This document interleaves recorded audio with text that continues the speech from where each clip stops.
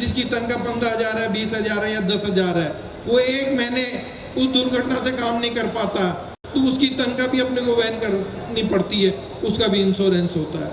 इस तरीके की एक छोटी छोटी सी जानकारी, एक छोटे छोटे से शुल्क देके अपन उसकी भरपाई कर सकते हैं। साथियों, कोरोना काल के अंदर जिस हिम्मत और जिस धैर्य से आप सभी ने साथ दिया है और हिम्मत रखी है, ईश्वर से यही चाहते हैं कि आने वाले समय में जो अपने अप्रैल, मई, जून, जुलाई के अंदर सावे आ रहे हैं, भगवान उसके अंदर अपने एक साल के अंदर जो नुकसान हुआ, आर्थिक नुकसान, उसकी भरपाई करें और हमारे सभी व्यापारियों ने अपनी मेहनत, लगन से और हिम्मत रख के उसका जो सामना किया, मैं उसके लिए भी आप सबको बधाई देना चाहता हूँ। साथियों, मेहनत का फल बहुत मीठा होता है, मेहनत करते हैं और इस कड़ी के अंदर मैं ये कहना चाहूँगा कि हमारे जो अध्यक्ष हैं रवि जी जिंदल साहब ने, इन्होंने जो मेहनत करी है, आज नो डाउट कि पूरे ऑल इंडिया के अंदर संगठन के मामले में राजस्थान सबसे प्रथम स्थान रखता है। पूरी ऑल इंडिया आज राजस्थान के संगठन को सलाम करती है और मानती है कि जिस प्रकार के वहाँ तहसील, जिले स्तर पे जो मीटिंगें होती है, शायद हिंदुस्तान में किसी जगह पे ऐसी मीटिंगें, ऐसा संगठन आयोजित नहीं होता है जिस प्रकार से राजस्थान में होता है। इसके लिए आप सब साथी बधाई के पात्र हैं और आज उसी मेहनत का फल है।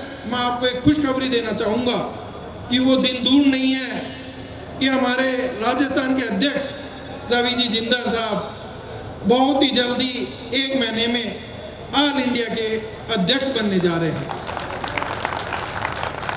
एक बार जोरदार तालियां बजा के, और ये जो उपलब्धि अपने को मिलेगी, ये उपलब्धि जिंदल साहब को तो मिलेगी, साथ में हम सब भाइयों को, राजस्थान के प्रत्येक सदस्य को गर्व होगा कि इतने बड़े हिंदुस्तान के ऊपर राजस्थान का एक प्रतिनिधि राज करेगा, हमारे अध्यक्ष साहब उसके ऊपर राज करेंगे। ये एक हमारे लिए गौरव का विषय है। और 18-19 मार्च को दिल्ली में इलेक्शन है। पूर्व में हमारा सभी जगह बातचीत हुई। अभी भोपाल के अंदर भी एक, भोपाल के जो अध्यक्ष थे परमजीत खनूजा जी, उनकी बिटिया की शादी थी, उसमें ऑल इंडिया के सभी पदाधिकारी आए थे। उन्होंने सबसे पहले वहाँ मोहर लगा दी कि इसमें कहीं इलेक्शन की ज़रूरत नहीं है। रवि जी जिंदल साहब जैसा कार्यकर्ता और संगठन के लिए समर्पित व्यक्ति कहीं नहीं मिलेगा, इनको ही बनाया जाए। तो वो तो एक औपचारिकताएँ होगी। ये अपने लिए बहुत ही खुशी का विषय है। और जो आपने ये अधिवेशन आयोजित किया और 2 दिन का ये अपना अधिवेशन रहेगा, साथियों सब लोग, जितने भी लोग आए हैं, ये एक अमूल्य होते हैं हमारे लिए कि जिन्होंने आके इस संगठन में आस्था रखी और विश्वास रखा। नागौर से भी हमारे साथी पधारे, सब जगह से साथी आ रहे हैं और भी फ़ोन आ रहे हैं, कोई शाम तक आएगा। अपन सब एक साथ शाम को भी बैठेंगे, कल भी पुनः मीटिंग करेंगे, अपनी समस्याओं का भी अपन समाधान करेंगे। तो मैं एक बार पुनः आप सबको बधाई देता हूँ। जय हिंद, जय भारत।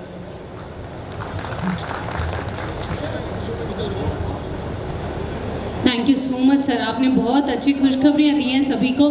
और ये खुशखबरी एक्चुअली सभी सुनना चाहते थे, बेताब थे, और उस बात को आपने सभी को बता दिया अपने शब्दों के साथ में। तो मैं चाहती हूँ यहाँ पर सबके लिए एक बार जोरदार तालियाँ हो जाए।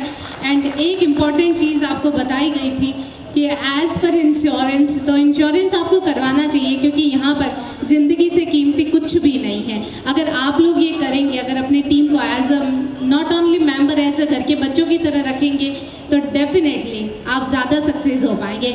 इसी कड़ी में मैं हमारे बीच में पधारे हुए अजय जी गुप्ता सर से निवेदन करूँगी, आप प्लीज़ आगे पधारें। आपके स्वागत के लिए मैं रिक्वेस्ट करना चाहती हूँ किशोर भाई सुतार से, दादरा से जो पधारे हुए, आप मंच में पधारें और सर को माला पहनाकर उनका स्वागत करें। एंड हमारे बीच में मौजूद हैं सतार जी सर से मैं निवेदन करूंगी, आप साफा पहनाकर सर का अभिनंदन करें।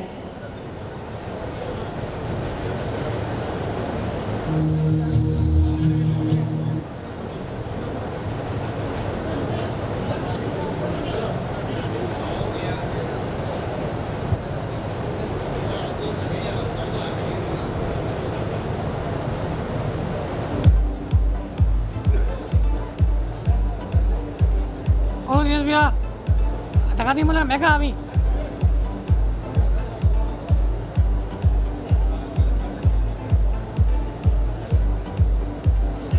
Thank you so much both of you. अब मैं अजय जी सर से अनुरोध करना चाहती हूँ, आप भी अपने शब्दों के साथ में अपनी ब्लेसिंग्स दे दीजिए हम सभी को। धन्यवाद।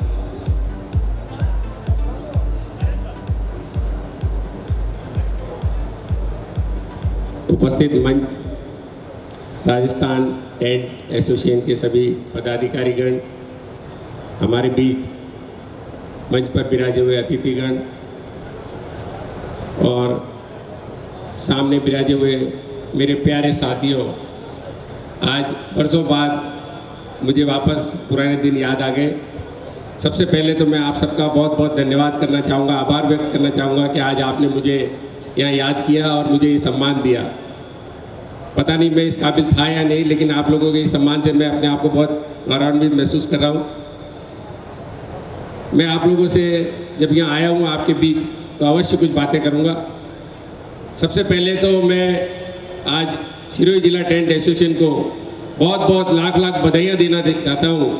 राजस्थान का सबसे छोटा जिला होते हुए भी इस जिले ने जो काम आज करके दिखाया है, हम लोग जब भी किसी बड़े सम्मेलन में जाते थे आपस में ही चर्चा करते थे कि एक दिन ऐसा आएगा कि हम भी सिरोही जिले में इस तरह का सम्मेलन करेंगे, और वो आज करके दिखाया। इसके लिए बहुत जोरदार तालियों से इन सबका स्वागत हो।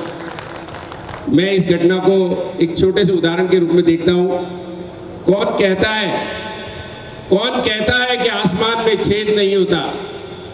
कौन कहता है कि आसमान में छेद नहीं होता? एक पत्थर तो तबीयत से उछालो यारो। वही आज सिरोही जिला ने करके दिखाया है। इसके लिए आप सब बहुत बधाई के पात्र हैं।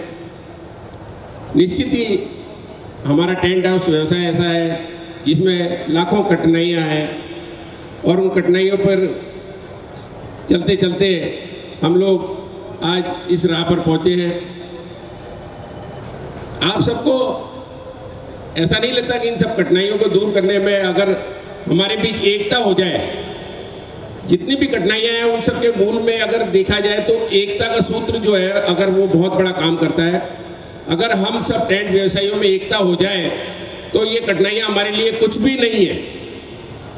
मेरे ख्याल से सबसे बड़ा जो हमारे बीच तकलीफ आती है वो ये तकलीफ है कि हमारे को पता ही नहीं कि हमारे माल की कॉस्टिंग क्या है।